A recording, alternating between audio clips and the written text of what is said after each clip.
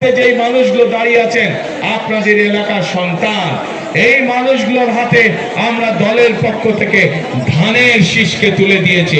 এই প্রত্যেকটি মানুষকে আপনারা 12 তারিখ পর্যন্ত দেখে রাখবেন।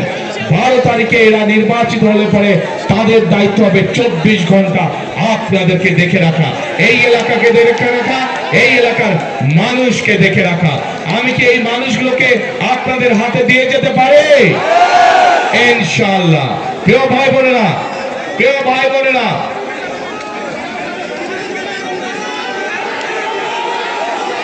আমাকে মির্জা ফখরুল ইসলাম সাহেব বললেন যে এই এলাকার এয়ারপোর্টটার কাজ অনেক দূরে এগিয়ে গিয়েছে।